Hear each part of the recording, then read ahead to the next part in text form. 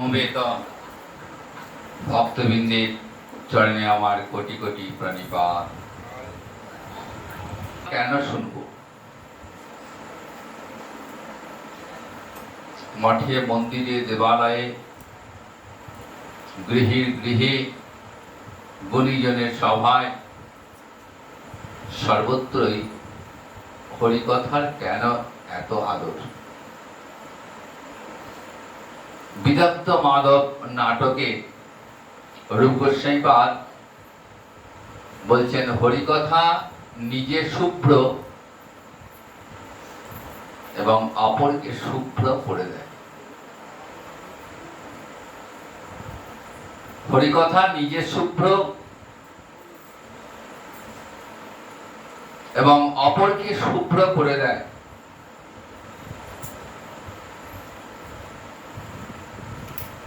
কারা শ্রবণ করছেন?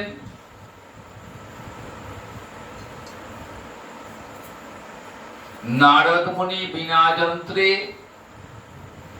হরি গুণ কীর্তন করছেন।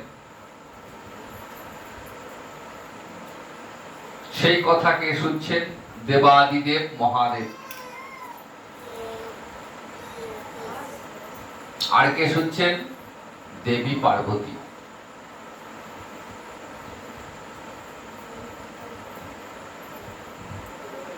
আর কে শুনছেন? স্বয়ং বলরাম শুনছেন।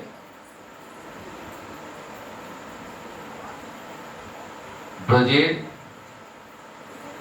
গোপনারীগণ শুনছেন।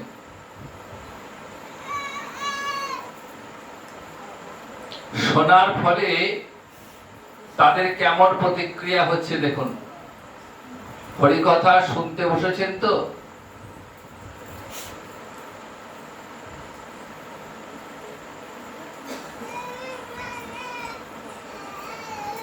হরিকথা শুনতে বসে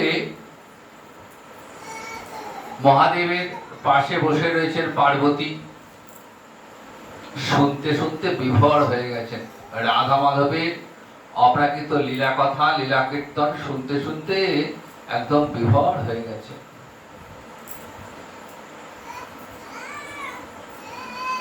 শুনতে শুনতে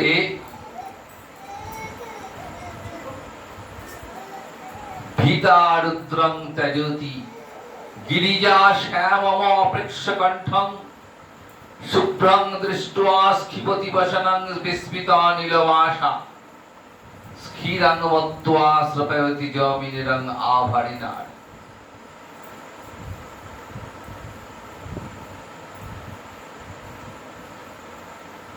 পার্বতী শুনছেন, পাশে বসে আছেন দেবাদিদেব মহাদেব। শুনতে শুনতে মহাদেবের নীল কণ্ঠটি সাদা হয়ে গেছে। কারণ হরিকথা নিজে শুভ্র আর অপরকে শুভ্র করে দেয়। বিভোর হয়ে গেছেন শুনতে শুনতে। সেই মহাদেবের নীল কণ্ঠটা সাদা হয়ে গেছে। মহাদেবের নীলকণ্ঠ কেন?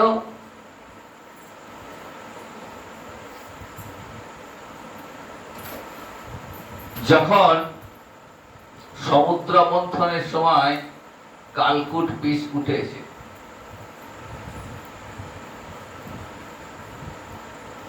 সেই বিষটা কে পান করবে? দেবতারাও করছেন না, অসুররাও করছেন না। তখন স্বয়ং ভগবান শ্রীহরির আদেশে দেবাদিদেব মহাদেব ওই কালকুট বিষ কণ্ঠে ধারণ করলেন।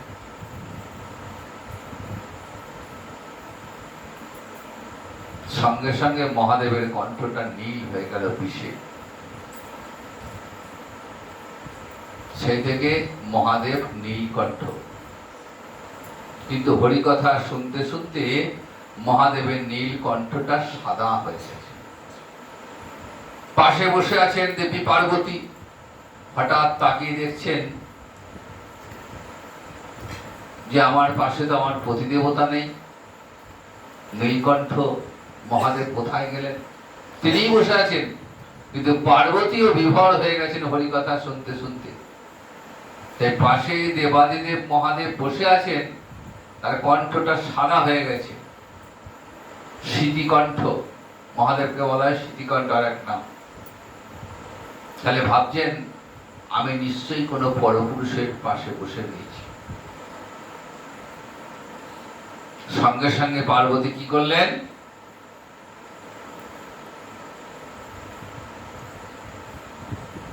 পরপুরুষের পাশে বসে আছেন ভেবে ভীত হয়ে রুদ্রকে অর্থাৎ মহাদেবকে ত্যাগ করলেন। ভীতং রুদ্রং ত্যাজতি গিরিজা, গিরিজা মানে দেবী দুর্গা। ভীত হয়ে রুদ্রদেব অর্থাৎ মহাদেবকে ত্যাগ করলেন। ছি ছি ছি, আমি পরপুরুষের পাশে বসে আছি। সতী সাধ্বী পতিব্রতা দেবী দুর্গা আপন স্বামীকে ত্যাগ করেছেন পরপুরুষ ভেবে।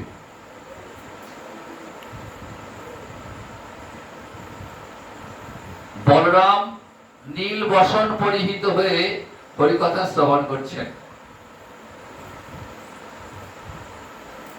বলরামের বসনটি নীল, নীল বসন পড়তে বলরাম ভালোবাসেন। সে নীল বসন পরে বলরাম হরিকথা শুনছেন। শুভ্রাং দৃষ্ট্বা ক্ষিপতি বসনাং বিস্মিতা নীলবাসা। এই নীলবাসা কথার অর্থ হলো বলরাম নীল বসন পড়েন, তাই তিনি নীলবাসা। হরিকথা শুনতে শুনতে ওই নীল বসনখানি কখন যে শুভ্র হয়ে গেছে তিনি নিজেই জানতে পারেন। হঠাৎ তাকিয়ে দেখছেন আমার বসনটা শুভ্র, তাহলে কি আমি অন্য কারো বসন বললাম নাকি? আমার নীল বসনটা কোথায় গেল? বসন ত্যাগ করলেন। বসনটায় ত্যাগ করলেন, পরের কাপড় পরেছেন ভেবে স্কিপতি বসনাং ছুঁড়ে ফেলে দিলেন বসন খানি। স্কিরাং বত্ত্বা শ্রবয়তি জমিনীরান। ব্রজের গোপীরা যমুনায় জল আনতে গেছেন। যমুনায় জল আনতে গিয়ে দেখছে যমুনার জল সাদা হয়ে গেছে।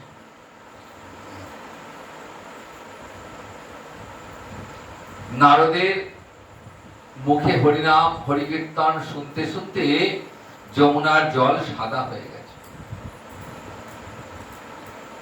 জল আনতে গিয়ে ব্রজগোপীরা ভাবছেন যে তাহলে আজ আর আমাদের দুধ দোয়াতে হবে না, যমুনাতেই আমরা দুধ পেয়ে গেলাম। দুধের মতো সাদা যমুনার জল। ঘরা ঘরা জলকে দুধ ভেবে উনুনে এসে চলিয়েছেন সপ্রয়তি। তাহলে হরিকথা নিজে শুভ্র, অপরকেও শুভ্র করে দেন। হরিকথা যিনি শ্রবণ করেন তিনিও শুভ্র হয়ে যান হরিকথার ন্যায়। তাহলে কেমন মহিমা দেখুন, মনের সমস্ত ময়লা দূর করে দেয়, যেটা অন্য কোনো সাধনে হবে না। হরিকথা শ্রবণে মনের ময়লা সম্পূর্ণরূপে দূর হয়ে যায়। চিত্ত শোধন না করলে কোনো সাধন হবে না। যে কোনো সাধন করতে গেলে আগে চিত্তটাকে শোধন করতে হবে, মনটাকে শোধন করতে হবে। যে সাধনে করুক না কেন, জ্ঞান, যোগ, কর্ম, ভক্তি, যে সাধন হোক না কেন, চিত্তটা শোধন করতে হবে। চিত্ত শোধন না হলে কোনো ভজনই সার্থক হবে না। এই চিত্ত শোধন করবার জন্য যোগীরা কি করছেন? অষ্টাঙ্গ মার্গ অনুসরণ করছেন, যোগ মার্গ। জ্ঞানীরা তপস্যা করছেন, যুগ যুগ ধরে কোটি কোটি বছর ধরে তপস্যা করছেন, ব্রহ্মচর্য পালন করছেন। উদ্দেশ্য চিত্তটাকে শোধন করতে। কিন্তু এই চিত্ত শুদ্ধি সহজে হয় না। চিত্ত শুদ্ধি সহজে হয় না। বহু পরিশ্রম করে কোটি কোটি বৎসর চেষ্টা করেও কিন্তু চিত্ত শুদ্ধ হয় না।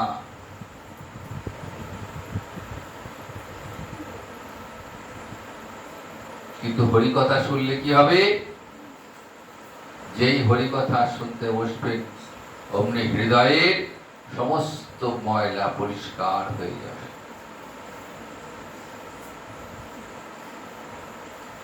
মহাজন বলছেন, গৌরাঙ্গের মধুর লীলা যার কর্ণে প্রবেশিলা, হৃদয় নির্মল ভেল তার।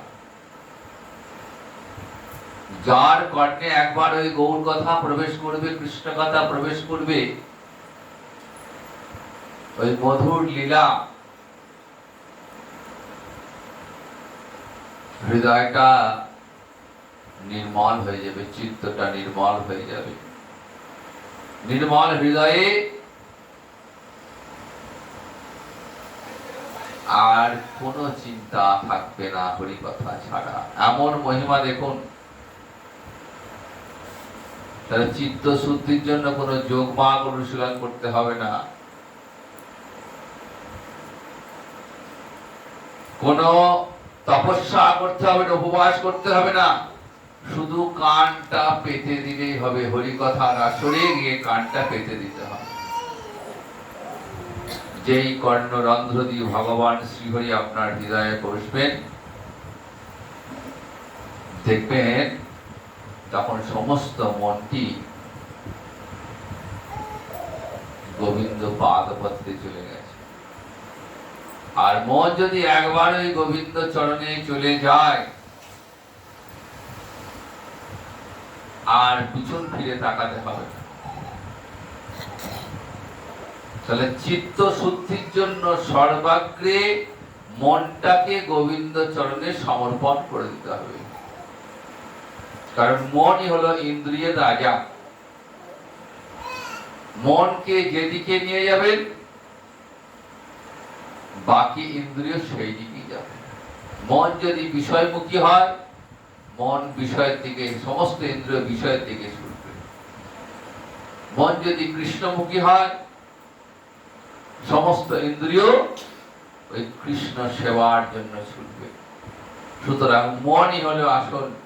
রত্নাকর স্তব গৃহং গৃহিণী চ পদ্মা কিং দেব ভবতে জগদীশ্বরায় আবির্ভাম নয়না হৃদ মনসায় দত্তং মন যৌদুপতি কৃপয়া গৃহান।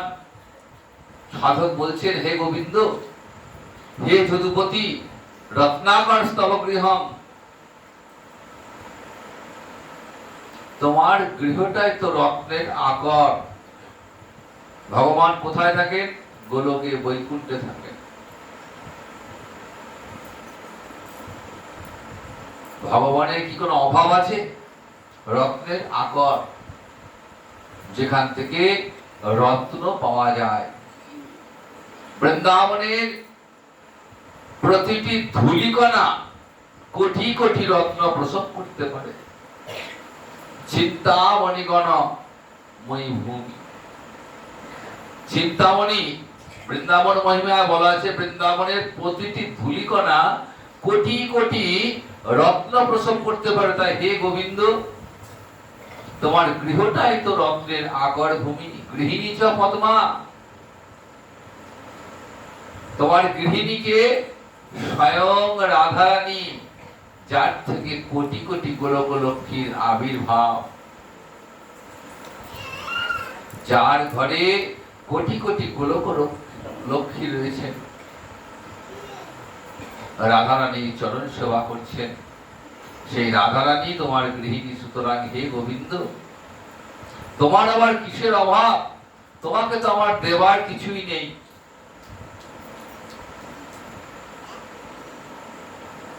তোমায় আমি কি দেব?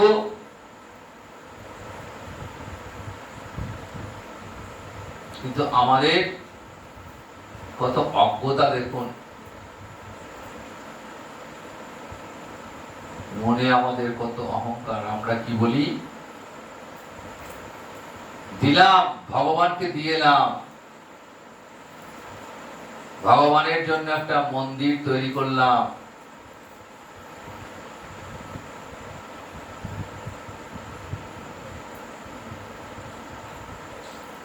রাধারানীর জন্য একটা সোনার হার তৈরি করেছি,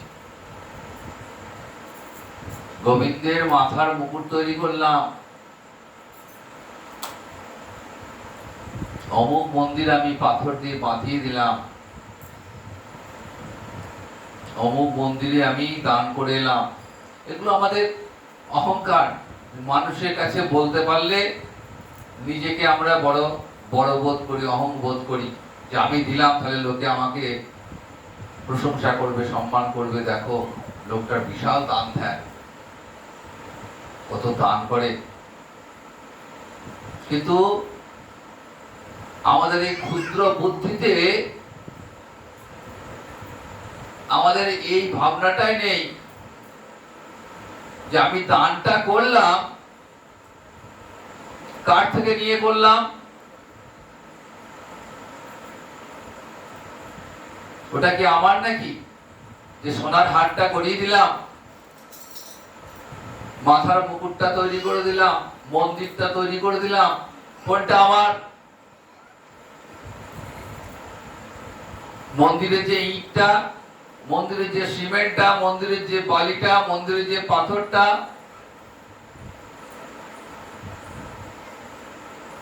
কোনটাই কি আমার? কোনটাই আমার নয়। প্রকৃতির দান।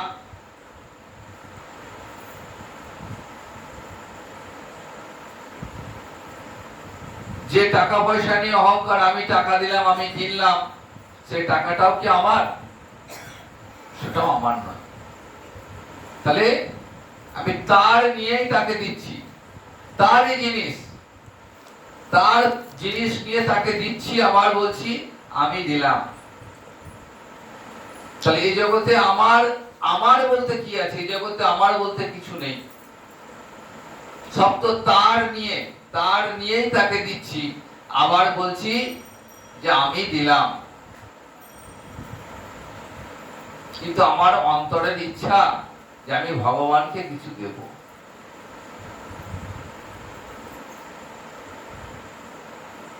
তাহলে আমার কি আছে? আমার দেওয়ার মতো কি আছে? সাধক বলছেন যে প্রভু আমার ইচ্ছা তোমায় দেব, কিন্তু আমার তোমাকে দেবার মতো কিছু নেই। কি দেব প্রভু? সবই তো তোমার আছে।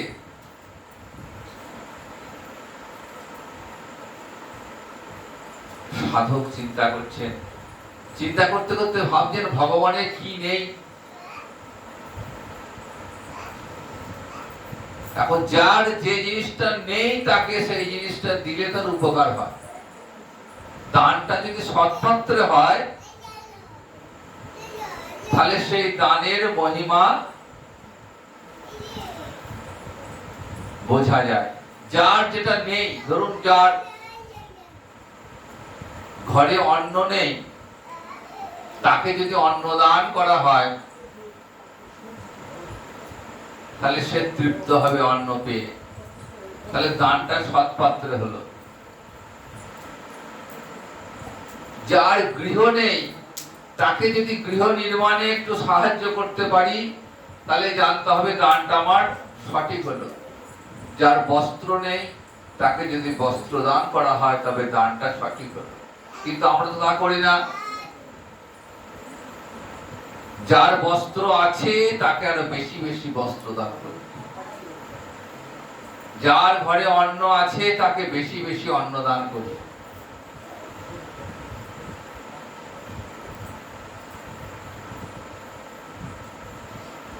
তাই সাধক খুঁজছেন যে ভগবানকে কি দেব, খুঁজতে খুঁজতে খুঁজতে খুঁজতে ভাবছেন যে ভগবানকে আমার মনটা দিয়ে দেবো। ভগবানের মন নেই,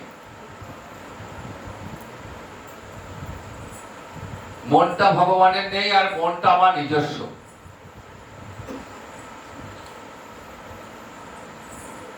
তাহলে ভগবানের মন নেই। আমাদের প্রাকৃত জগতে প্রত্যেকটা জীবের মন রয়েছে, আর গোবিন্দের মন নেই, ভগবানের মন নেই। সাধক বলছেন না, ছিল, মন ছিল, কিন্তু মনটা ভগবানের চুরি হয়ে গেছে। ভগবানের মনটা চুরি হয়ে গেছে। কে চুরি করলেন? বললেন আভিরি বাম নয়না হৃত মানুষায়। ওই আভির পল্লীর গোপ নারীগণ, ব্রজের সুন্দরী গোপীগণ ভগবানের মনটাকে চুরি করে নিয়েছে।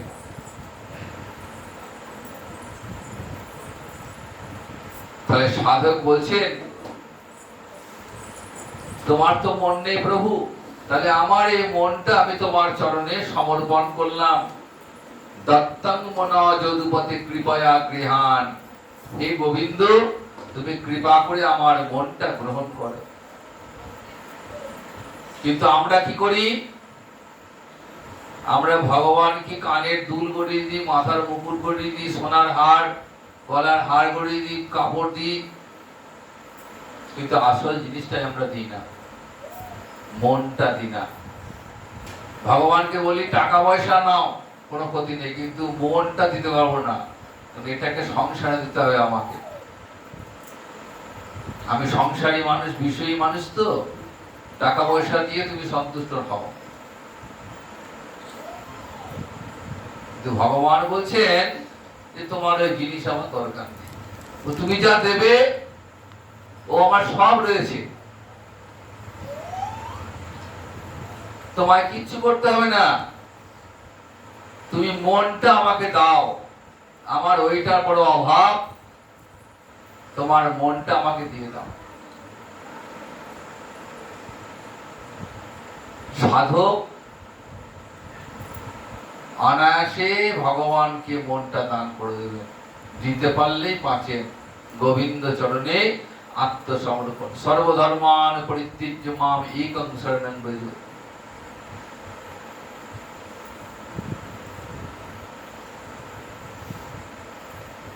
কিন্তু বিষয় লোক বলবেন না, মন আমি দিতে পারব, মনটা আমার সংসারে থাক।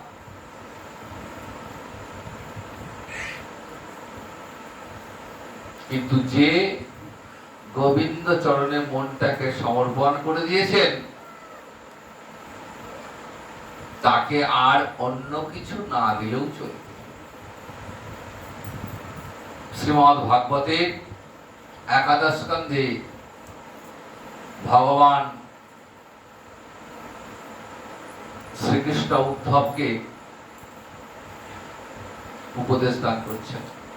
গীতায় যেমন অর্জুনকে ভগবান উপদেশ দান করলেন, মোহনাশ করলেন উপদেশ দিয়ে, উদ্ধবকে সেরকম একাদশ স্কন্ধে বহু মূল্যবান উপদেশ দিয়েছেন।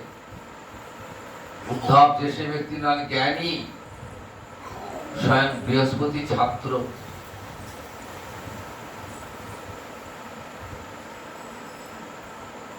বৃষ্ণিনাং প্রবর মন্ত্রী উদ্ধব। উগ্রসেনের মন্ত্রী ছিলেন উদ্ধব। সেই উদ্ধবকে ভগবান নানা উপদেশ প্রদান করছেন, আর উদ্ধব নত জানো হে ভগবানের উপদেশ শুনছেন। ভগবান কি বলছেন দেখো উদ্ধব, যে ভক্ত আমাকে আমার চরণে নিজেকে আত্মসমর্পণ করেছে, মনটাকে আমাকে দিয়ে দিয়েছে, এই জগতে সে আমার কাছে সব থেকে প্রিয়। কারণ আমি হলাম ভক্ত বৎসল। কতটা প্রিয়? আমার ভাই বলরাম সেও আমার ততটা প্রিয় নয়। আমার ভক্ত যতটা আমার কাছে প্রিয়, আমার স্বরূপে উদ্ভূত স্বয়ং দেবাদিদেব মহাদেব ততটা প্রিয় নয়। আমার ভক্ত যতটা আমার প্রিয়, এমনকি আমার অঙ্ক সায়নী লক্ষ্মী দেবীও ততটা আমার প্রিয় নয়, যতটা আমার ভক্ত আমার প্রিয়। মদ ভক্ত পূজা প্রতিকা নিজ মুখে বলছে, জগতের আগে আমার ভক্তের পূজা হবে, তারপর আমার পূজা হবে। আমার ভক্তকে যে অপমান করবে, আমি তার মুখ দর্শন করি না। তাহলে ভগবানের কাছে ভক্ত কতখানি প্রিয় দেখুন। এই ভক্ত হওয়া কিন্তু খুব সোজা ব্যাপার। ভক্ত হওয়া সোজা কথা নয়। এই ভক্তের 5টা লক্ষণ রয়েছে। ভগবান বলছেন আমার ভক্তের স্বরূপটা কেমন জানো? 5টা লক্ষণ যুক্ত ভক্ত। ভক্ত হতে গেলে এই 5টা লক্ষণ থাকতে হবে। কি সেই লক্ষণ? নিরপেক্ষ মনিক সন্তান, নির্বৈর সমদর্শনম। নিরপেক্ষ, আমার ভক্ত হবে নিরপেক্ষ। নিরপেক্ষ মানে কোন কিছুর অপেক্ষা থাকবে না।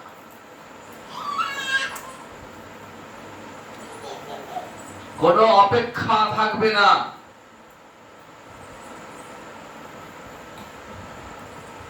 এমন ভক্ত কেউ আছেন যার অপেক্ষা নেই? আমাদের কত অপেক্ষা। একটু যে ভাগবত শ্রবণ করব, হরিকথা শুনবো,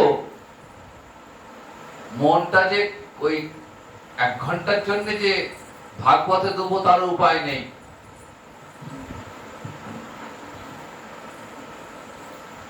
এসেছি বাড়িতে শর্ত যে যাও 1 ঘন্টা, যে হয়ে যাবে ঘরে চলে আসবে, রান্না বান্না করতে হবে, খাওয়া দাওয়া করতে হবে। তো শুধু হরিকথা শুনলেই হবে? পেট ভরে হরিকথায় খেতে হবে তো।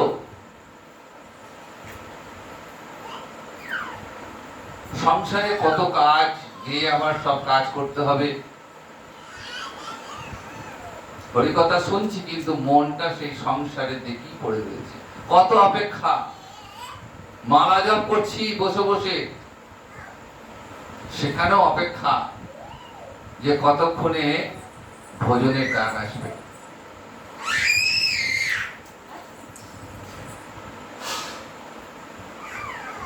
কতক্ষণে ভোজনের ডাক পড়বে। মালা জপছি ঠিক কথা, কিন্তু মনটা রয়ে গেছে প্রসাদের দিকে। যেই ঠাকুরের ভোগ রাগ শেষ হবে, প্রথম ব্যাচই বসে পড়তে হবে। দ্বিতীয় ব্যাচে কম পড়ে যেতে পারে, প্রসাদ সব নাও মিলতে পারে। তাহলে দেখুন এখানেও অপেক্ষা। ভজন করতে করতে ভোজনের অপেক্ষা, ক্ষুধা তৃষ্ণার অপেক্ষা।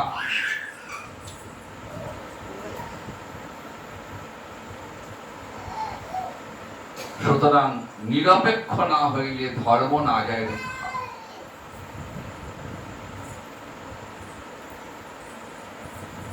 নিরপেক্ষ, মহাপ্রভু বলছেন সনাতনকে, সনাতন নিরপেক্ষ হতে হবে। দেখুন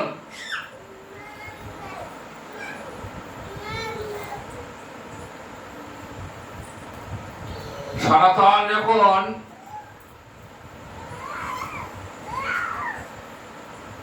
রাজসভা ত্যাগ করলেন, গায়ে শুধুমাত্র একটা ভেট কম্বল, দামি একটা কম্বল দিয়েছিলেন।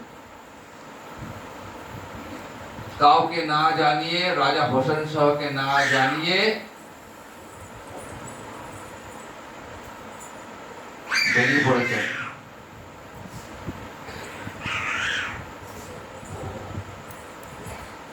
কোথায় উঠেছেন? কাশীতে। মহাপ্রভুকে দর্শন করেছেন। তো প্রভু বারবার ওই সনাতনের কম্বলটা দিকে চেয়ে চেয়ে দেখছে। সনাতন বুঝতে পেরেছেন যে প্রভুর ইচ্ছা নয় এই দামি কম্বলটা আমার গায়ে থাকুক। সনাতন কিছু বললেন না। কাশীর ঘাটে গিয়ে দেখছে এক ভিখারি একটা ছেঁড়া ক্যাঁথা রোদে দিয়েছে। ভিখারিকে বলছেন আমার এই কম্বলটা নাও, আর এই ক্যাঁথাটা আমাকে দাও। ভিখারি ভাবছে আমার সঙ্গে বোধহয় রহস্য করছে, ব্যঙ্গবিদ্রুপ করছে আমার এই ছেঁড়া ক্যাঁথা দেখে।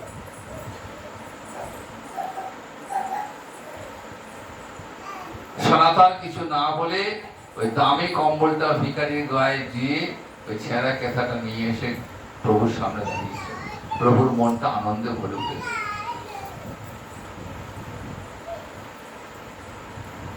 এর নাম নিরপেক্ষতা, ভজনের নিরপেক্ষতা। এর নাম ভজনের নিরপেক্ষ। কোন কিছুর অপেক্ষা থাকবে না। ক্ষুধা, তৃষ্ণা, আত্মীয়, যশ, প্রতিষ্ঠা, অর্থ, বিত্ত, এর কোনো কিছুই অপেক্ষা থাকবে না। যতক্ষণ এই অপেক্ষা থাকবে ততক্ষণ কিন্তু বৈষ্ণবত্ব লাভ হবে না। মুখে বৈষ্ণব বৈষ্ণব বললে হবে না। বৈষ্ণব চিনিতে নারী দেবেরও শপথি। বৈষ্ণব দেবতারাও চিনতে পারেন না বৈষ্ণবকে।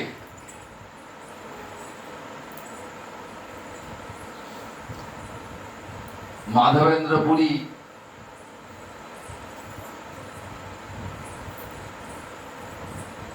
কেমন ছিলেন দেখুন। কোন কিছুর অপেক্ষা ছিল না। অযাচক বৃত্তিধারী বৈষ্ণব, দিবারাত্র হরিনাম আর ওই গীতা বাক্যে বিশ্বাস। অন্যান্য চিন্তয়ন্ত মাং যে জানা পর্যুপাসতে তেষাং নিত্যাভিযুক্তানাম যোগক্ষেমং বহাম্যহম। ভগবান গীতায় বলছেন, যে ভক্ত অন্যান্য চিন্তা হয়ে কায় মনোবাক্যে আমার কথা চিন্তা করবে, কায় মনোবাক্যে দিবারাত্র শুধু আমার কথায় ভাববে, তার যোগ এবং ক্ষেম আমি বহন করি। তাই মাধবেন্দ্র পুরী গোবিন্দ চরণে নিজেকে সমর্পণ করেছেন যে প্রভু, এই দেহ, এই ইন্দ্রিয়, এই সব তোমার দান, তোমাকেই দিলাম। রাখার হলে তুমি রাখবে, আর নেওয়ার হলে তুমি নেবে। কারো কাছে কখনো চেয়ে কখনো খেতেন না, ক্ষুধা থাকলেও চাইতেন না। বৃন্দাবনে গেছেন, লীলাস্থলী সমূহ দর্শন করছেন। দর্শন করতে করতে ক্লান্ত হয়ে গোবিন্দ কুণ্ডের তীরে এসে বসে পড়েছেন। সারাদিন ঘুরে ঘুরে ক্লান্ত, তৃষ্ণার্ত বটে, কিন্তু কাউকে চাইবেন না। এক মনে বসে বসে গোবিন্দকে স্মরণ করছেন। সন্ধ্যার মুখে মুখে একটা ছোট্ট বালক, কৃষ্ণবর্ণের বালক, এক ভাঁড় দুধ নিয়ে এসেছে, ক্ষীর।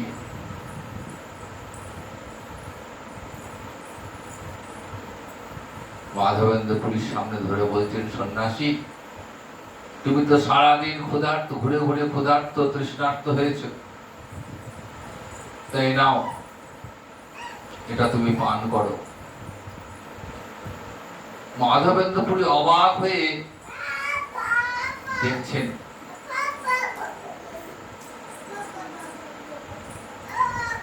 বলছেন যে আমি যে ক্ষুধার্ত তুমি কেমন করে জানলে?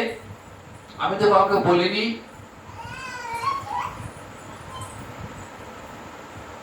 বলছেন, না গো, ওই গোবিন্দ কুণ্ডে মায়েরা সব স্নান করতে এসেছিলেন, তারাই গিয়ে খবর দিল গ্রামে যে গোবিন্দ কুণ্ডের তীরে এক সন্ন্যাসী বসে আছেন। তারাই তো পাঠালো, নাও দুধটা পান করো। আমি এখন মাঠে চললাম গরু বাছুরগুলোকে আনতে, ফেরার পথে ভাতটা নিয়ে যাব। এই বলে বালকটি চলে গেছে। মাধবেন্দ্র পুরী দুধটা পান করছেন, আর মনে মনে ভাবছেন যেন কোথায় দেখেছি, খুব চেনা চেনা লাগছে, কিন্তু চিনতে পারছি না। যাই হোক, দুধটা পরম তৃপ্তির সঙ্গে পান করেছেন। দুধ তো নয়, যেন অমৃত পান করলেন। যেই পান করেছেন, একটু তন্দ্রাচ্ছন্ন ভাব, ঘুম ঘুম ভাব। সারাদিন ঘুরে ঘুরে ক্লান্ত হয়ে পড়েছেন, গাছতলায় হেলান দিয়ে মনে মনে ভাবছেন, কোথায় দেখেছি, কোথায় দেখেছি, কোথায় দেখেছি। মাঝ রাত্রে স্বপ্ন দেখছেন, স্বয়ং গোপাল স্বপ্নে বলছেন, পুরী গোসাই, আমি তোমার জন্য দুধ নিয়ে গেছিলাম, তুমি আমায় চিনতে পারোনি। আমি এখানে মাটির তলায় চাপা পড়ে রয়েছি।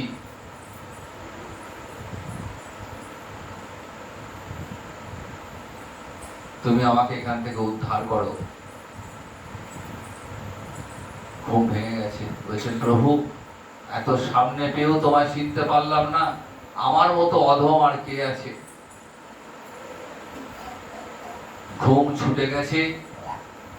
স্নান টান করে গ্রামবাসীদের ডাকলেন, তাদের সাহায্য নিয়ে বন জঙ্গল পরিষ্কার করে সেই গোপালকে মাটির তলা থেকে উদ্ধার করলেন। গোবর্ধনের উপরে বসিয়েছেন। গোপাল সেবার জন্য গ্রামবাসীরা যার যা সাধ্য সেই সাধ্য মতো জিনিসপত্র নিয়ে এসে গোপালের সেবায় লাগালেন। অন্নের চুর হয়ে গেল। শুরু হলো অন্নকূট উৎসব। আজও সেই অন্নকূট উৎসব স্মরণে বৈষ্ণব সমাজে অন্নকূট উৎসব পালিত হয়ে থাকে। এর নাম নিরপেক্ষ ভজন। কোনো কিছুর অপেক্ষা থাকবে না।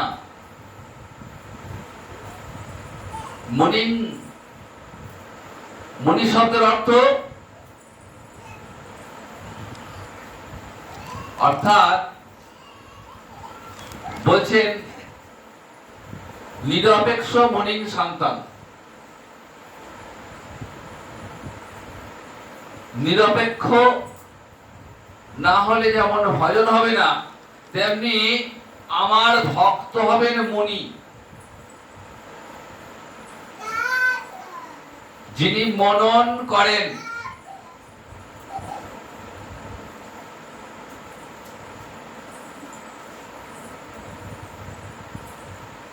দিবারাত্র শুধু কৃষ্ণ কথায় চিন্তা করেন। বললেন, আমার ভক্ত মুনি, যিনি মনন করেন, য মনুতে সমনি, সর্বত্রই ভগবানের কথা অন্তরও ভাবছেন, বাইরেও ভাবছেন।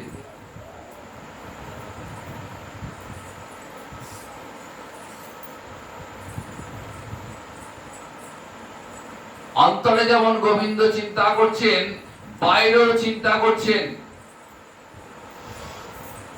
মনি মানে আশ্রমে গিয়ে আশ্রমবাসী হলাম, মৌনী হলাম, কারোর সঙ্গে কথা বলছি না। সবাই সাধু বাবা করে প্রণাম করছেন।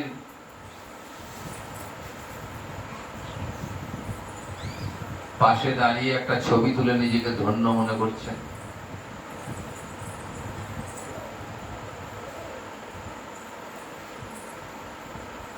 এটা কিন্তু মনির লক্ষণ নয়।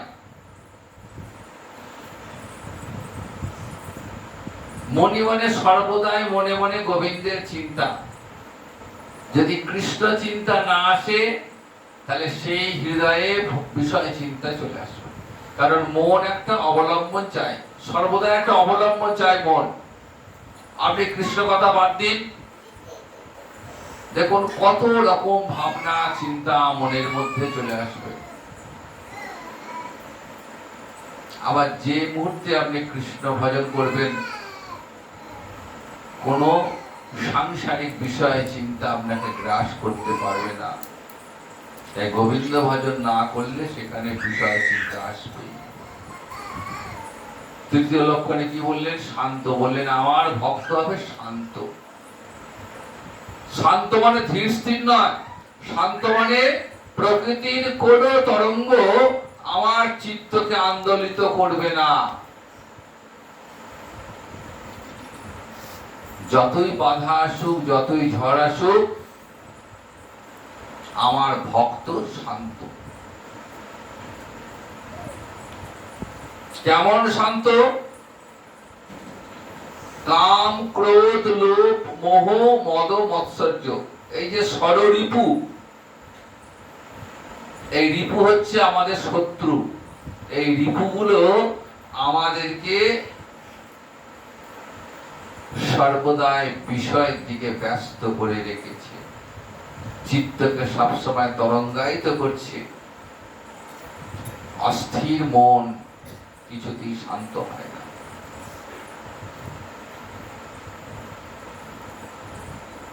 অর্জুন ভগবানকে বলছেন যে হে কেশব, মন যে বড় অশান্ত, কিছুতেই এই অশান্ত মনকে শান্ত করতে পারি না। ভগবান বলছেন দেখো, পুনঃ পুনঃ অভ্যাস করতে হবে, বারবার অভ্যাস করতে করতে করতে করতে অন্তরে বৈরাগ্য আসবে, মন এমনি শান্ত হয়ে যাবে। কামনা বাসনা এমন ধর্ম যে কিছুতেই মন তৃপ্ত হয় না। বিষয়ের ধর্ম এটা, মনটা কিছুতে তৃপ্ত হতে চায় না। যতই পাবো ততই মনে হবে যেন আরো বেশি হোক, আরো বেশি হোক, আরো বেশি হোক।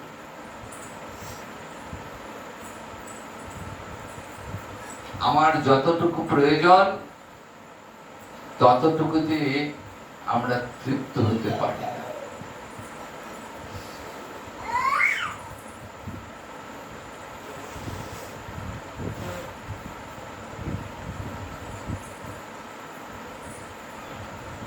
ঘরের চালায় বাস করতাম, কোন ক্রমে একটা মাথা গোজার ঠাঁই হলো। ঘরে রাস্তায় ঘুরে ঘুরে বেড়াতে বেড়াতে একটা মাথা গোজার ঠাঁই পেলাম। মাথা গোজার ঠাঁই যখন পেলাম, তাহলে নিশ্চয়ই মনটা শান্ত হয়ে যাওয়ার কথা। কিন্তু মন এমন তরঙ্গায়িত মন যে কিছুদিন পরেই মাথায় প্রবেশ করলো যে এইভাবে আর কতদিন থাকা যায়, একটু পাকা যদি করা যায়। যাক, এদিক ওদিক করে ব্যবস্থা করে ওই ঘরের চালা থেকে পাকা বাড়ি উঠে গেল। একটা একতলা বাড়ি হলো, দুটো ঘর হলো, টয়লেট হলো, বারান্দা হলো।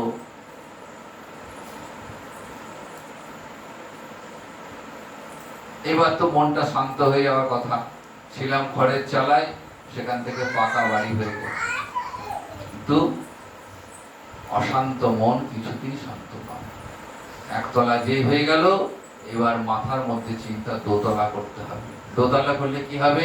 একতলাটা ভাড়া দিয়ে দেবো, একটু ইনকামটা বাড়বে। দেখুন কেমন করে কামনা বাসনা কেমন করে বাড়ছে। দেখুন, দোতলা যেই হলো, মনের মধ্যে চিন্তা হলো যে এবার দোতলাটা একটু পাথর বসিয়ে নেব। তাহলে কামনা কমে না, কামনা বাড়তে থাকে, বাড়তে বাড়তে বাড়তে বাড়তে এই কোনো সীমা নেই।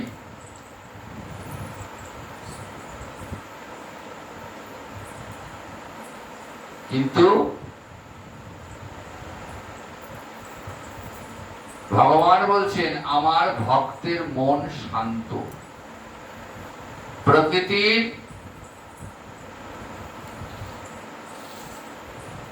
কোনো কিছুই আমার ভক্তের মনকে টলাতে পারে না। মন কখন শান্ত?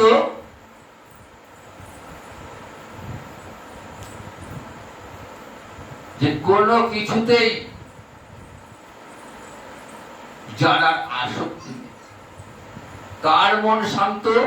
বললেন যে যার হৃদয়ে কৃষ্ণ ভক্তি জাগ্রত হয়েছে, কৃষ্ণ চিন্তা উদিত হলে সেখানে আর কোনো কামনা বাসনা নিজ থাকবে না। হে গোবিন্দ, আমি তোমায় পেয়েছি, আমার আর কিছু দরকার নেই। ভগবান বলছেন দেখো, তুমি আমার ভক্ত, তুমি কি নেবে বলো? তুমি যা চাইবে আমি তাই দেব। আমার ভক্তের অলভ্য জগতে কিছু নেই। আমার ভক্তের অলভ্য কিছু থাকতে পারে না। যা চাইবে তাই দেব। ভক্ত কি বলবেন যে প্রভু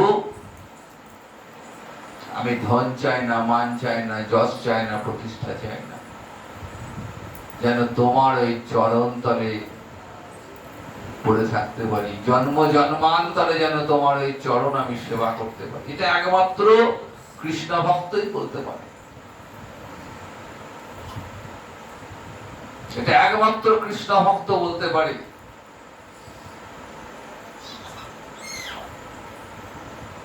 নির্বৈর মানে আমার ভক্তের কোনো শত্রু নেই। কৃষ্ণ ভক্ত অজাত শত্রু, কৃষ্ণ ভক্ত অকুত ভয়। কৃষ্ণ ভক্তের কোনো শত্রু নেই। যিনি ভক্ত হবেন তার কাছে সকলে শত্রু মিত্র সবাই সমান। কৃষ্ণ ভক্ত কখনো পরনিন্দা পরচর্চা করে না, বলে আমার কাছে আমার মিত্র যেমন আমার শত্রু তেমন। আমার সঙ্গে যদি কেউ শত্রুতাও করে আমি কিন্তু তার সঙ্গে শত্রুতা করব না, কারণ আমার কাছে আমার মিত্র শত্রু সবাই এক। কারণ সমস্ত হৃদয়েই ভগবান বাস করছেন। আমার মিত্রের হৃদয়ে যে ভগবান আছেন, আমার শত্রু হৃদয়ে সেই একই ভগবান আছেন। তাই শত্রুকে অপমান করা মানে, শত্রুর সঙ্গে শত্রুতা করা মানে ভগবানের সঙ্গে শত্রুতা করা। সুতরাং কৃষ্ণ ভক্ত নির্বৈর। মহাভারতে ধৃতরাষ্ট্র হলেন এরকম। ধৃতরাষ্ট্রের কোনো শত্রু নেই, তিনি অকুত ভয়, অজাত শত্রু। কারণ তার অতি বড় শত্রু দুর্যোধন ধৃতরাষ্ট্র যুধিষ্ঠিরের প্রতি কখনো শত্রুতা দেখায়। মহাভারতের পঞ্চ পাণ্ডব, জ্যেষ্ঠ পাণ্ডব হলেন যুধিষ্ঠির। এই যুধিষ্ঠির এখন নির্বৈর ছিলেন, যার কোনো শত্রু ছিল না। দুর্যোধন কখনো যুধিষ্ঠিরের প্রতি শত্রুতা প্রকাশ করেন। রাজসূয় যজ্ঞের ভাঁড়ারের দায়িত্ব দিয়েছেন দুর্যোধনকে। অন্যান্য পঞ্চ পাণ্ডবরা বলছেন, দাদা কি করছো? ওই যে শত্রু, ওই যে আমাদের সব সর্বনাশ করে দেবে। যুধিষ্ঠিরের মন এমনই বড়, যতই হোক ভাই তো, যতই শত্রুতা করুক ভাই বলে কথা। দুর্যোধনকে বললেন, এই যজ্ঞের ভাঁড়ারের দায়িত্ব তোমার। যখন যুদ্ধ শুরু হয়েছে, যুধিষ্ঠিরকে ঘিরে ফেলেছেন। দ্রোণাচার্য যুধিষ্ঠিরকে ঘিরে ফেলেছেন। দুর্যোধনকে বলছে, দেখো যুধিষ্ঠিরকে হত্যা করার এই সুযোগ। দুর্যোধন বলছে, না, যুধিষ্ঠিরকে হত্যা মানেই যুদ্ধ শেষ। দুর্যোধন বললে, না না, যুধিষ্ঠিরকে হত্যা করার কোনো প্রয়োজন নেই। দুর্যোধনের মতো অতি বড় শত্রু যুধিষ্ঠিরকে কখনো শত্রু বলে ভাবেননি। যুধিষ্ঠির দুর্যোধনকে সুযোধন বলতেন। দুর্যোধন কথাটা, এর অর্থটা এতই খারাপ যে যুধিষ্ঠির দুর্যোধন বলতেন না। দুঃখের সঙ্গে যার সঙ্গে যুদ্ধ করতে হয় তাকে দুর্যোধন বলে। তাই যুধিষ্ঠির বলতেন সুযোধন। যুধিষ্ঠির অজাত শত্রু ছিলেন। এই অজাত শত্রু না হলে কৃষ্ণ ভক্ত হওয়া যাবে না। শত্রু মিত্র সমান জ্ঞান করতে হবে। তাই ভগবান বললেন, আমার ভক্ত নির্বৈর, নিরপেক্ষ মনিস্থান্তম, নির্বৈর সমদর্শনম। আর অজাত শত্রু হলে কি হবে? সমদর্শন। জগতের প্রতিটি বস্তুতে ভগবান দর্শন করবে। সমদর্শন, আমার হৃদয়ে যে ভগবান রয়েছে, রাস্তার কুকুরটার হৃদয়ে সেই একই ভগবান রয়েছে। সে তার কর্মফলে কুকুর হয়েছে, কিন্তু ভগবান তার হৃদয়ে আছেন, আমার হৃদয়ে আছেন। এর নাম সমদর্শন। রামদাস বাবাজি শিষ্য রাধারমন চরণ দাস বাবাজি, কেমন বৈষ্ণব দেখুন। নবদ্বীপে কুকুরদের দেখে প্রণাম জানাতেন। রাস্তায় কুকুরদের কেউ ডেকে খেতে দেয় না, লাঠি দিয়ে মারে। রাধারমণ চরণদাস বাবাজি স্থির করলেন নবদ্বীপে কুকুর ভোজন করাবে।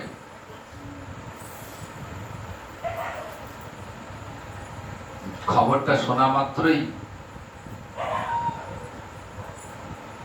নবদ্বীপবাসী যারা অবৈষ্ণব, যারা রাধারমণ চরণদাস বাবাজিকে যারা চিনতেন না, চিনতে পারেননি, তারা বলছেন যে ভণ্ড, আর কত ভণ্ডামি করবে, এত মানুষজন থাকতে মানুষ খাওয়াতে পারছে না, কুকুর খাওয়াবে।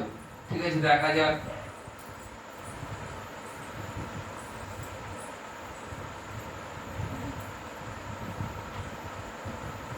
গলবস্ত্র হয়ে জোরহাত করে নবদ্বীপের প্রত্যেকটা কুকুরকে নিমন্ত্রণ করে এসছেন। জোরহাত করে কুকুরদের নিমন্ত্রণ করছেন। কুকুর সেখানে নিমন্ত্রণ বোঝে নাকি? সবাই হাসাহাসি করছে, খেপে গিয়েছে, পাগল হয়ে গেছে বাবাজি। নির্দিষ্ট দিনে নিমন্ত্রণ দিয়ে প্রসাদ আয়োজন করেছেন, পাতা পেরে দিয়েছেন, আর সবাই দেখতে এসছে, মজা।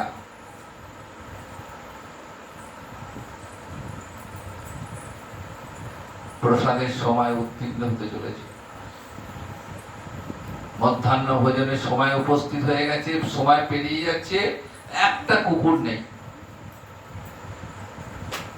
সবাই বলছে আচ্ছা ভণ্ডামি বটে, লাস্টে ভণ্ড বাবাজি কাজ নেই, কুকুর খাওয়াবে, একটা কুকুর নেই।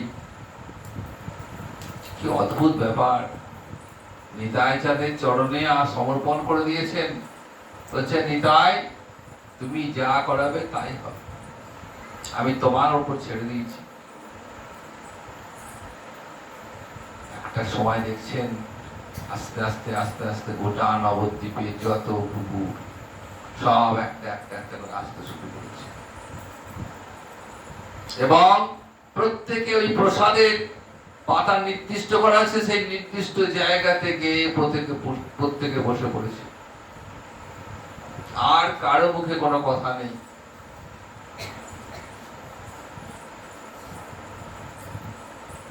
নবদ্বীপে কুকুর ভোজন করিয়ে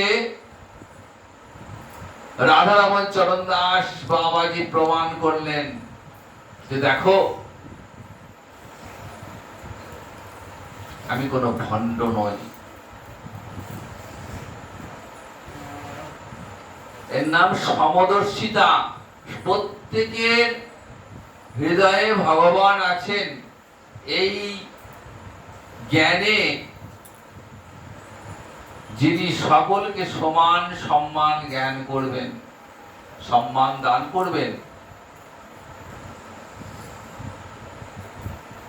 সে আমার ভক্ত। নিরপেক্ষ অনিল শান্তং নির্বৈর সমদর্শনম। উদ্ধবকে বলছেন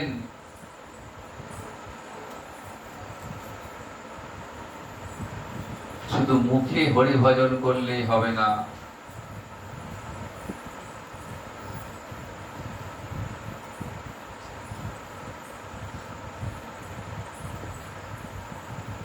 কপালে তিলক ধারণ করে হাতে মালার ঝোলা নিয়ে জপ করছি, মনটা পবিত্র নয়, ছুতমার্গ রয়েছে। স্নান টান করে মন্দিরে পুজো দিয়ে আসছি, রাস্তায় একটা মেথরের সঙ্গে গায়ে স্পর্শ হয়ে গেল, ছি ছি ছি ছি ছি, আমার জাত গেল আজকে। কি করলি, আমাকে ছুঁয়ে দিলি, আবার আমাকে চান করতে হবে।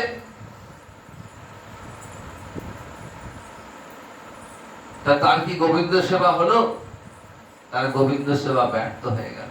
মুখে হরি হরি বলছি, কিন্তু মানুষকে মানুষ জ্ঞান করতে পারছি না। আবার চান করতে মেথর তার স্পর্শ করেছে, তাহলে আবার চান করতে গেলাম, শাস্ত্র বলছেন কৃষ্ণ ভক্ত হওয়ার কোনো যোগ্যতাই তোমার নেই। তুমি মানুষকে অপবিত্র জ্ঞান করো, অসুচি জ্ঞান করো, তার ভেতরেও তো গোবিন্দ রয়েছেন। তাকে ছুলে তুমি কি অপবিত্র হয়ে যাবে? তাহলে ভজন করছি কিন্তু দৃষ্টিটা কেমন? দেখুন, একটা ব্রাহ্মণকে যে চোখে দেখি, একটা মেথরকে সেই চোখে দেখি। ব্রাহ্মণে যদি ছুঁয়ে দেয় কোনো ক্ষতি নেই, শুধু ব্রাহ্মণ, তার তো গলার পৈতে আছে। কিন্তু মেথরে ছুঁয়ে দিলে আমি অস্পৃশ্য হয়ে গেলাম।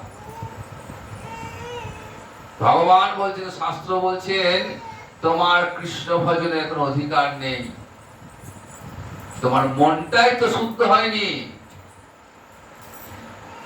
ত্রিনাদপি শুনিছেন তরণীব সহিষ্ণুনা অমানিনা মানিদেন কীর্তনীয় সদা হরি। বৈষ্ণব কেমন হবেন? ত্রিনাদপি শুনিছেন, তৃণ অর্থাৎ গুলবের চেয়েও, একটা তৃণের থেকেও বৈষ্ণব নিজেকে হীন ভাবে। কেন? একটা তৃণ সেও পরোক্ষ ভাবে গোবিন্দের সেবায় লাগে। তৃণ গোমাতা সেবা করে, সেই গোমাতা সেবা করার পর গোমাতা দুগ্ধ প্রদান করে, সেই দুগ্ধ গোবিন্দের সেবায় লাগে। প্রত্যক্ষ ভাবে না হলেও পরোক্ষ ভাবে একটা তৃণ সেও গোবিন্দের সেবায় লাগে। আর বৈষ্ণব ভাবে যে আমার এমন সুন্দর মানব দেহ লাভ করলাম, সেই দেহটাকে আমি গোবিন্দ সেবায় লাগাতে পারলাম না। এটা সবাই ভাববে না, একমাত্র যিনি প্রকৃত বৈষ্ণব হবেন তিনি ভাববেন। ত্রিনাদপি শুনিছেন তরণীব সহিষ্ণুনা। বৈষ্ণব কেমন হবেন? বৃক্ষের মতো সহিষ্ণু। এই জগতে বৃক্ষের মতো সহিষ্ণু আর কেউ নেই। যে বৃক্ষ আমি অঙ্গে আঘাত করছি, সেই বৃক্ষ আমাকে ছায়া দান করছে, ফল দান করছে। আমি তো অঙ্গে আঘাত করছি, প্রয়োজনে গাছ কেটে দিচ্ছি, কিন্তু গাছ কি বলছে? তুমি কেটেছো বলে তোমায় ফল দেব না, তোমায় আশ্রয় দেব না। গাছটা কখনো বলে না, মুখ বুঝে সহ্য করে। কত বড় সহিষ্ণু! অমানিনা মানিদের। বৈষ্ণব সবসময় নিজেকে অমানি ভাবে, যে আমি আমার আবার কিসের মান? আমার যে দেহ মন গোবিন্দ সেবায় লাগতে পারলাম না, আমার আবার মান কিসের? নিজে অমানি হয়ে অপরকে সম্মান দান করে। প্রত্যেক জীবের হৃদয়ে ভগবান আছেন, এই জ্ঞানে ভগবানকে, এই জ্ঞানে প্রত্যেকটা জীবকে মান্যতা দান করা হচ্ছে বৈষ্ণবের লক্ষণ। কীর্তনীয় সদা হরি, জিহ্বায় সর্বদাই হরিনাম উচ্চারিত হবে। হরিদাস হরিনাম ছাড়া যার জিহ্বায় আর কোনো কথা উচ্চারিত হতো না, দিবারাত্র হরিনাম। ভগবান বলছেন যে এমন ভক্ত, সেই ভক্তের চরণ ধুলি আমি মাথায়। স্বয়ং ভগবান বলছেন আমি সেই ভক্তের চরণ ধুলি মাথায় নিই। কেন? না, ওই ভক্তের চরণ ধুলি নিয়ে আমি নিজেকে পবিত্র করব। ভগবান কি অপবিত্র নাকি?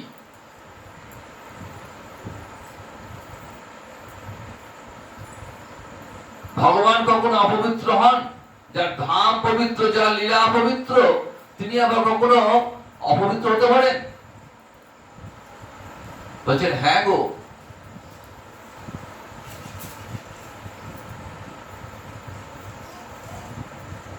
আমার একটা অপবিত্র দোষ আমার আছে, আমি তো ঋণী। ঋণ একটা অপবিত্রতা। ঋণ নিয়ে যদি কেউ শোধ করতে না পারে, তাহলে একটা অপবিত্র।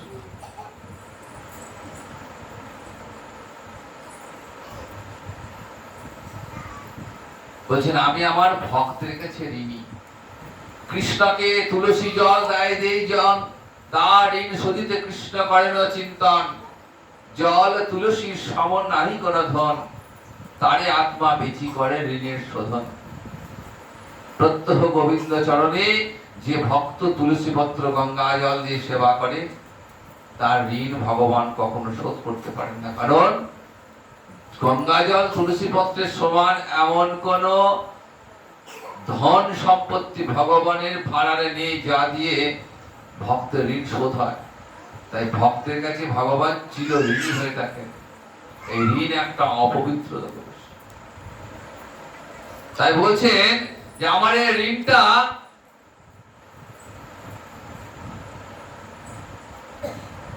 আমি শোধ করতে চাই।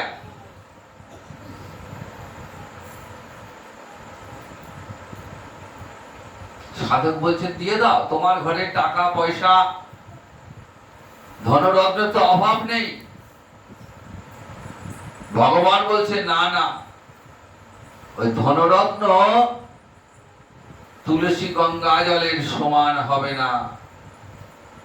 তাহলে গঙ্গা জল তুলসী পত্র দিয়ে গোবিন্দকে সেবা করলে সেই সেবা কিন্তু কখনো বিফলে যায় না। ভক্তকে বলছেন তুমি নাও, তুমি যা চাইবে তাও না, ঋণ মুক্ত করো। ভক্ত বলবেন না না, আমি তোমার কাছে ধনরত্ন মণিমাণিক্য আমি চাই না, তুমি আমার কাছে থাকো, তুমি আমার হৃদয়ে থাকো, আমি শুধু তোমার চরণ সেবা করব। তাহলে ভগবানের ঋণ কিন্তু আর শোধ হলো না। তাহলে কি করব? তারে আত্মা বেচি করে ঋণের শোধন। তাহলে ভগবান বিক্রি হয়ে যান।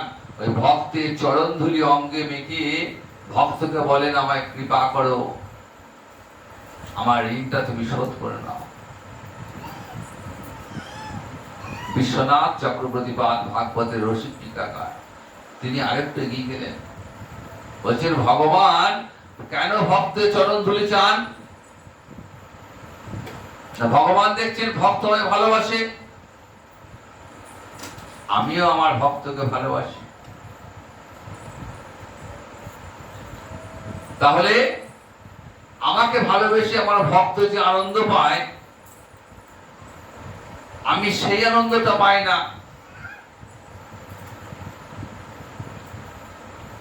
তাহলে ভক্তের অন্তরে যে আনন্দ আমাকে ভালোবেসে, সেই আনন্দটা আমায় দেখতে হবে, পেতে হবে।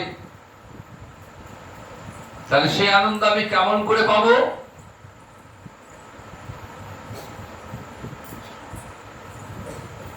রসশাস্ত্রে বলছে দোহার যে সমরস ভরত মুনি মানে, আমার যে ব্রজের রস সেই নাহি জানে। নায়ক এবং নায়িকা যদি একে অপরকে ভালোবাসে, তাহলে দুজনার সমান সুখ, দুজনার সমান সুখ হবে। ভরত মুনি বলছেন দুজনার সমান সুখ। কবিরাজ গোস্বামী পাদ বললেন আমার যে ব্রজের রস সেই নাহি জানে। এই ব্রজের যে প্রেম, এই ব্রজের প্রেম রসের কথা কারো জানা নেই। তাই এখানে কার বেশি আনন্দ? না ভক্তের বেশি আনন্দ, ভগবানের কম আনন্দ। তাই ভগবানের অন্তরে ইচ্ছা ওই ভক্ত কেমন করে আনন্দ লাভ করে সেটা আমাকে জানতে হবে। তাহলে কোথায় গেলে পাবো আমি ভক্তি? একদম চলে গেলেন ব্রহ্মলোকে, যেখানে সমস্ত শাস্ত্র বিচার চলছে, সমস্ত শাস্ত্র মূর্তি রূপে বিরাজমান। ভাগবত গীতা পুরাণ সব মূর্তি রূপে রয়েছেন, বিচার চলছে সেখানে। ভগবান গিয়েছেন, ভগবান বলছেন দেখো আজ আমি তোমাদের কাছে এসেছি। কেন এসেছি? না আমি তোমাদের কাছে একটু ভক্তি চাই। সে কি প্রভু?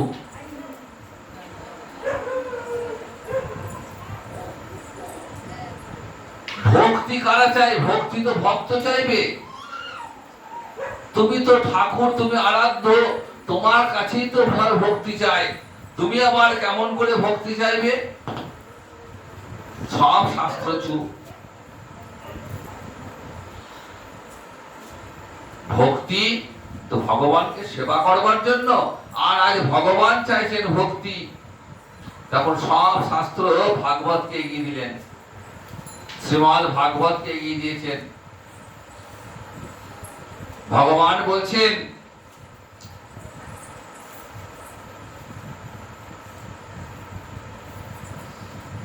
যে আমাকে ভক্তি দাও। শ্রীমদ্ ভাগবত কি বলছেন? বলছেন প্রভু ভক্তি লাভের উপায় একটাই উপায়, কি না ভক্তের চরণ ধুলি মাখতে হবে। আগে ভক্তের চরণ ধুলি অঙ্গে নিলেই ভক্তি লাভ হবে। তখন ভগবান বলছেন তো আমি তো ভগবান, আমার জন্য কোন স্পেশাল বিশেষ ব্যবস্থা নেই। বলছেন না, এখানে কোন আলাদা ব্যবস্থা কিছু নেই। সকলের যা তোমারও তাই প্রভু, এক নিয়ম। তাহলে কি করতে হবে? প্রভু তুমি যত বড়ই ভগবান হও না কেন, তোমার জন্য আমরা বিধান লঙ্ঘন করতে পারি না।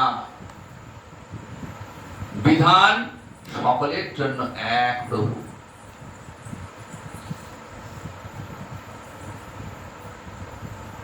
প্রহ্লাদ কথা বললেন। প্রহ্লাদ তার পিতাকে বললেন, দেখো পিতা, আমার গুরু ভ্রাতাদ্বয় তারা বেদ বিশাল হতে পারে, কিন্তু তাদের হরিভক্তি লাভ হয়। হরিভক্তি লাভ হলে কি করতে হবে?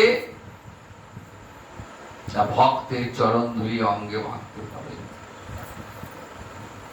রাজর্ষি ভরতের উপাখ্যান, সেখানেও ভক্ত জড়ভরত রাজা রঘুগণকে একই কথা বললেন যে আপনি গুরুগৃহে চলেছেন পালকি করে শিক্ষা লাভ করতে, তো ও আমরা হবে না শিক্ষা লাভ। আগে ভক্তের চরণ ধুলি মাথায় নিন, তবে আপনার শিক্ষা লাভ সফল হবে। ভগবান ভাবছেন তাহলে কোন ভক্তের চরণ ধুলি নেব? যেসব ভক্তের চরণ ধুলি নিলে হবে না। জগতে সকল ভক্তের মধ্যে শ্রেষ্ঠ হচ্ছে প্রহ্লাদ। ভগবান খুঁজছেন ভক্তকে। প্রহ্লাদ হলেন শ্রেষ্ঠ। প্রহ্লাদের থেকেও শ্রেষ্ঠ হলে হনুমান। কেন না? প্রহ্লাদ ভগবানের সেবাধিকার পাননি, কিন্তু হনুমান ভগবানের সেবা করেছে। আবার হনুমানের থেকেও বড় হলেন পাণ্ডবেরা। ভগবানের সঙ্গে একসঙ্গে শয়ন করেছেন, আহার করেছেন, বিহার করেছেন। পাণ্ডবদের থেকেও বড় হলো যাদব। ভগবানের সঙ্গে রক্তের সম্পর্ক যাদব তুলে। উদ্ধব আবার আরেকটু এগিয়ে গেলেন।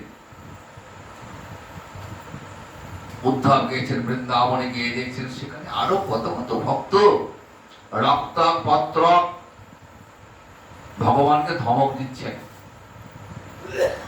দাস্যরসের ভক্ত ভগবানকে ধমক দিচ্ছেন। কেন?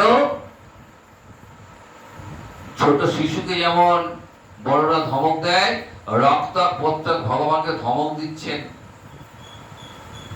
আরেকটু গিয়ে দেখছেন মা যশোদা, পিতা আনন্দ ভগবানকে শাসন করছেন। দধি ভাণ্ড ভাঙার অপরাধে উদুকলের সঙ্গে বেঁধে রেখেছেন। আরেকটু গিয়ে গেলেন শ্রীরাম সুদা আদি শাখাগণের ভক্তি। কেমন ভক্ত? ভগবানের কাঁধে চললেন। তার থেকেও বড়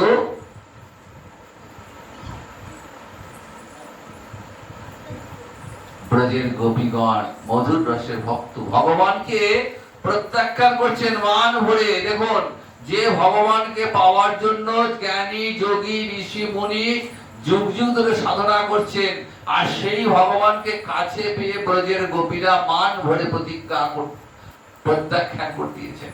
যাও যাও, কৃষ্ণ তুমি এখান থেকে যাও। চন্দ্রাবলীর কুঞ্জ থেকে রাধারানী কুঞ্জে এসেছেন গোবিন্দ। রাধারানী মান ভরে প্রত্যাখ্যান করে দিলেন, যাহি মাধব যাহি কেশব মা বদ বৈতব বদন। যাও যাও মাধব যাও, তোমার কপট কথা শুনতে রাজি নয়। কৃষ্ণের নাম শুনলে কানে আঙুল দিচ্ছেন রাধারানী, ওই কথা শুনবো না। তাহলে কত বড় ভক্ত দেখুন, মান ভরে প্রত্যাখ্যান করছেন ভগবান। যে ভগবানকে যোগী পায় না যোগ সাধনে, জ্ঞানী পায় না জ্ঞান সাধনে, তপস্বী পায় না তপস্যা করে, সেই মাধবকে প্রত্যাখ্যান করলেন। এই গোপীদের মধ্যে শ্রেষ্ঠকে রাধারানী এবং চন্দ্রাবলী। এই রাধারানী চন্দ্রাবলীর মধ্যে শ্রেষ্ঠকে রাধারানী। কারণ রাধারানী নিজের বলতে কিছু রাখেননি।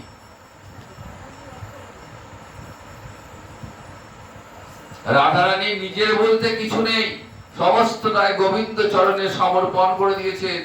মাদরাক্ষ মহাভাবনাই রাধারানী ঠাকুর আমার। তখন গোবিন্দ ভাবছেন, এই নিষ্কিঞ্চন মহতের চরণ ধুলে আমায় নিতে হবে। এই নিষ্কিঞ্চনকে একমাত্র রাধা ঠাকুরের, যিনি কৃষ্ণের জন্য সব ত্যাগ করে দিয়েছেন। কৃষ্ণের জন্য সব ত্যাগ করেছেন। গোবিন্দকে বলছেন, হে গোবিন্দ,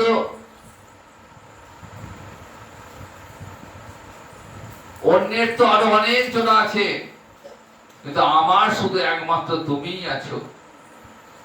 নিজের দেহ মন প্রাণ সমাজ সংসার কুল সব ত্যাগ করে গোবিন্দ চরণে সমর্পণ করে দিলেন। সমশৈল কুল মান দূর করি, তব চরণে শরণাগতা কিশোরী। আমি সব ছেড়ে দিয়েছি, আমার ধৈর্য মান লজ্জা কুল সব ছেড়ে দিয়েছি। হে গোবিন্দ, আমি তোমার জন্য আমার ধৈর্য লজ্জা কুল মান আমি সব ত্যাগ করে দিয়েছি। আমি কুলটা কলঙ্কি সৌভাগ্যহীনা, তুমি রস পণ্ডিত রস চূড়ামণি। কত আকুতি গোবিন্দ চরণে। হে গোবিন্দ, আমি যে কুলটা, আমি কলঙ্কি,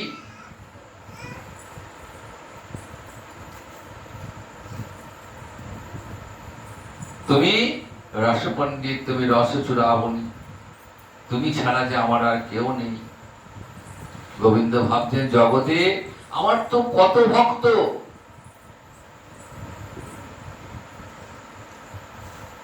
সকল ভক্তের কাছে আমাকে মনটা দিতে হয়েছে, কিন্তু রাধারানী আমার ছাড়া আর কাউকে কখনো মন দেয়নি। তাহলে এমন ভক্ত আর কোথায় পাবো? তাহলে রাধারানীর অঙ্গটা কি দিয়ে গড়া? বললেন মহাভাব দিয়ে, কৃষ্ণ প্রেম দিয়ে দেহটা গড়া। যার হৃদয়ে কৃষ্ণ ছাড়া আর কেউ নেই, মহাভাব স্বরূপিণী মাদনাক্ষ মহাভাবময়ী রাধা ঠাকুরানী, সেই রাধারানীর চরণ ধুলি আমাকে গ্রহণ করতে হবে।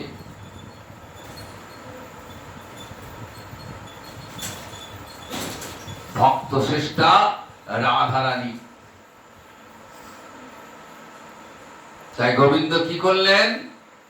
ওই হেমবরণী রাধা ঠাকুরানীর সোনার চরণের সোনার ধুলি অঙ্গে মেখে শচীগর্ভ সিন্ধু মাঝে গৌরাঙ্গ রূপে অবতীর্ণ হয়েছেন। এই প্রেম ভক্তি আস্বাদন করবার জন্য রাধারানীর ভাবকান্ত অঙ্গীকার করে আমার গৌরাঙ্গ সুন্দর নদিয়া নগরীতে এলেন। নইলে এমন করুণা, এত করুণা হয়? কৃষ্ণ অবতারেও করুণা ছিল, কিন্তু এত করুণা ছিল না।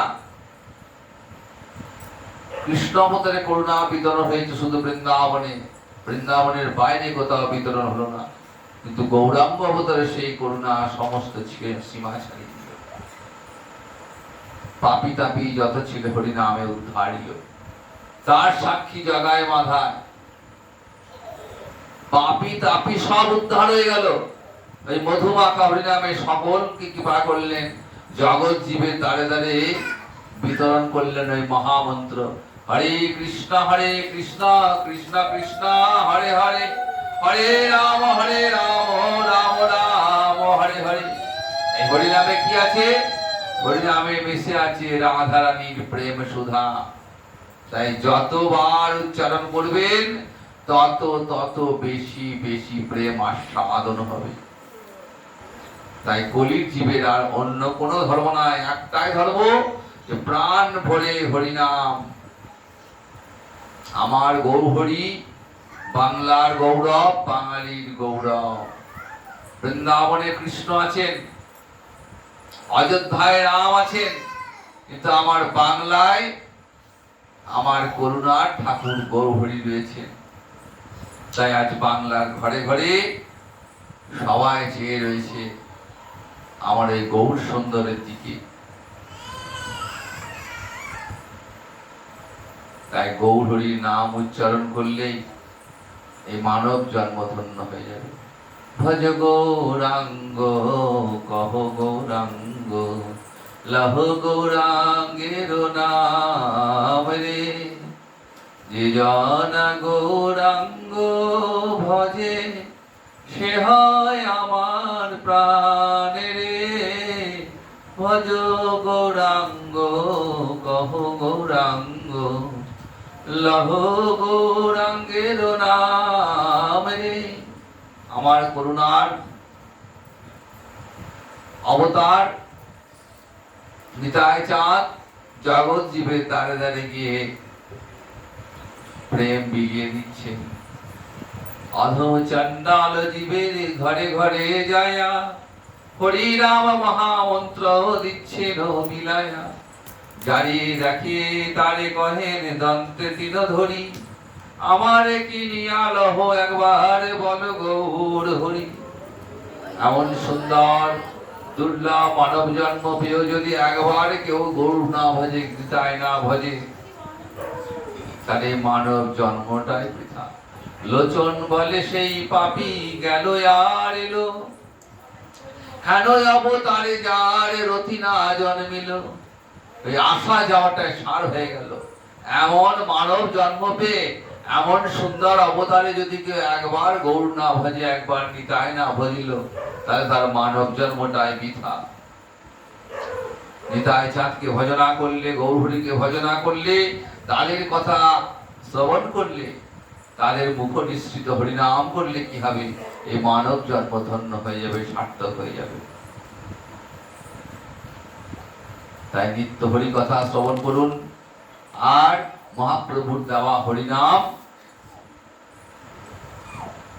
জিহ্বায় যেন সর্বদাই উচ্চারিত হয়, তবেই মানব জন্মের সার্থকতা। আজ এই বলে এখানেই হরিকথার বিশ্রাম নিচ্ছি। জয় নিতাই, জয় গৌরী। জয় জয় রাধে কৃষ্ণ গোবিন্দ, জয় জয় রাধে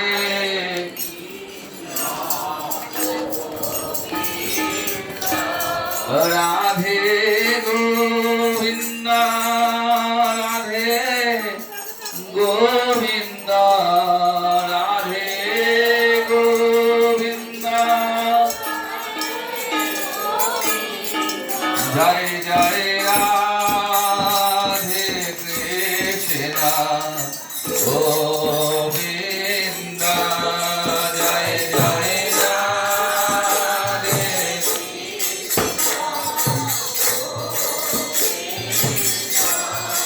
জয় জয় শ্যাম সুন্দর মদন মোহন বৃন্দাবন চন্দ্র, জয় জয়।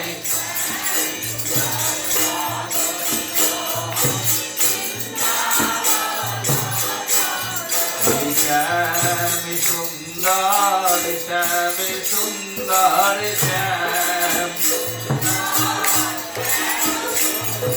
আর হাসি সুন্দর ফাঁসি সুন্দর শ্যাম সুন্দর শ্যাম সুন্দর হাসি সুন্দর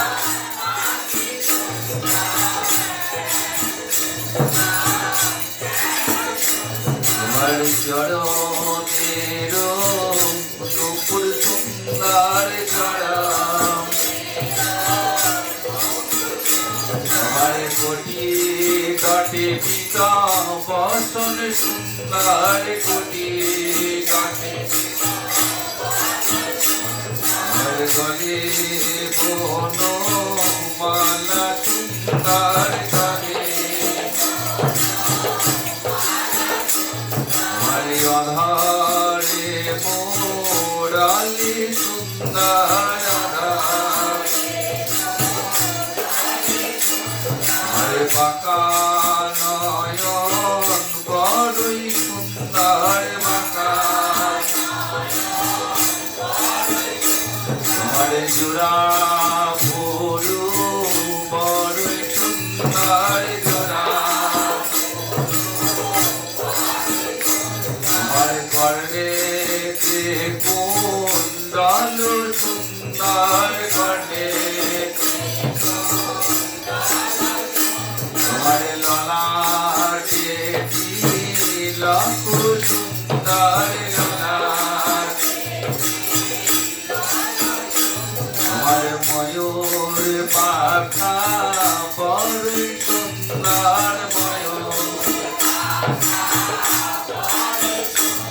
ওরে পাবে রাধা রানী সুন্দর শ্যাম সুন্দর শ্যাম সুন্দর পাবে রাধা রানী সুন্দর শ্যাম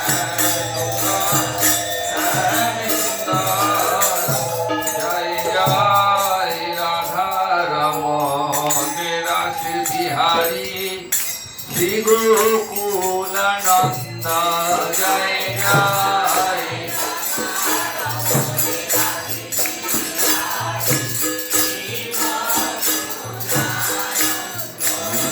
রাধা রমণ রাধা রমণ রাধা রমণ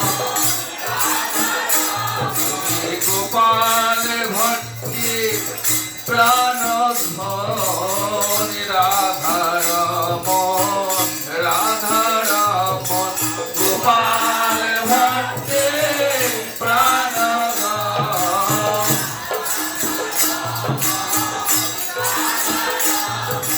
রাধা মাধব রাধা মাধব রাধা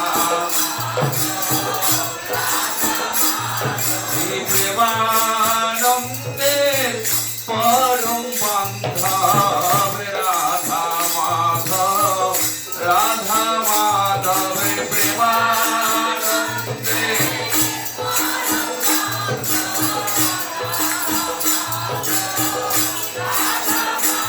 আমার হিতমনে দাঁড়াও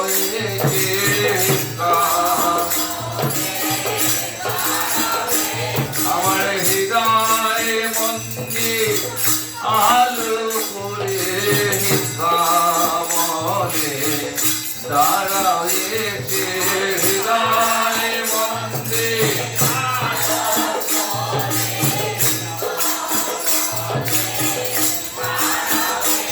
একবার ত্রিভঙ্গ ভঙ্গিম হয়ে হিতমনে দাঁড়াও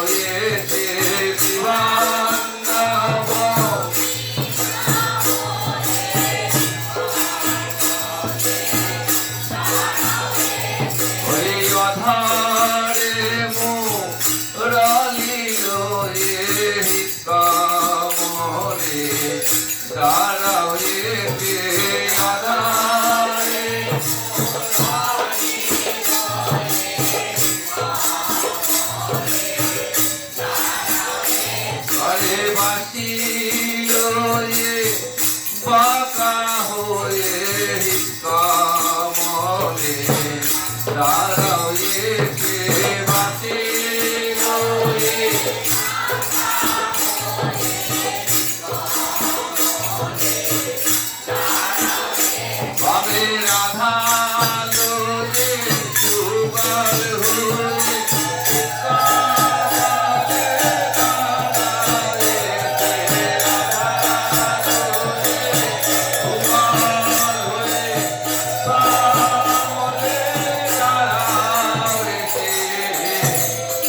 জয় জয় রাধা কান্ত রাধা বিনোদ জয় রাধে গোবিন্দা জয় জয়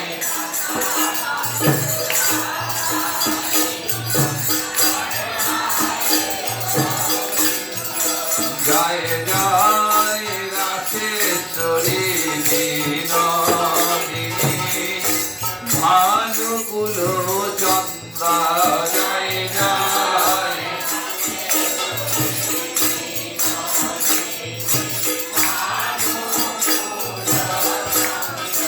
জয় জয় ললিতা বিশাখায়াধি যত সখী বৃন্দা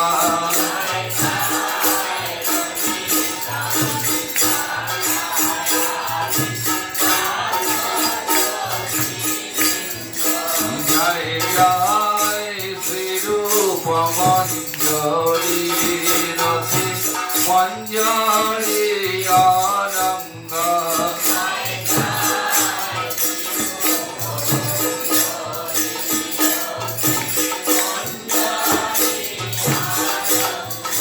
জয় জয় পৌর্ণমাসি কুন্দলতা জয় বীরা বৃন্দা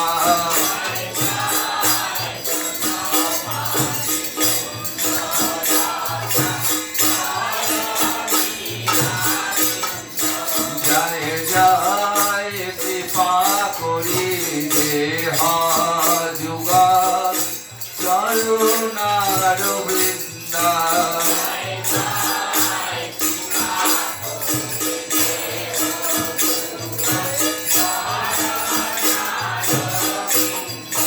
জ্ঞান প্রাণে গাইতে পারে জয় রাধে গোবিন্দা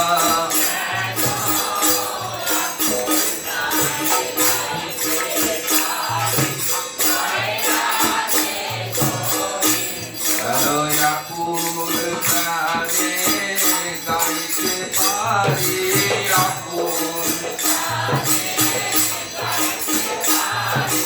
জয় রাধে গোবিন্দ বলে আকুল প্রাণে গাইতে পারি জয় রাধে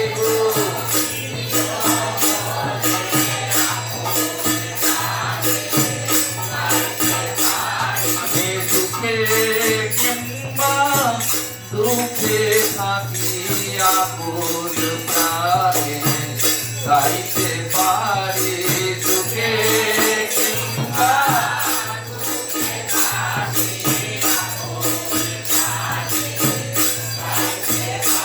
আমি গৃহে বা জঙ্গলে থাকি আকুল প্রাণে গাইতে পারি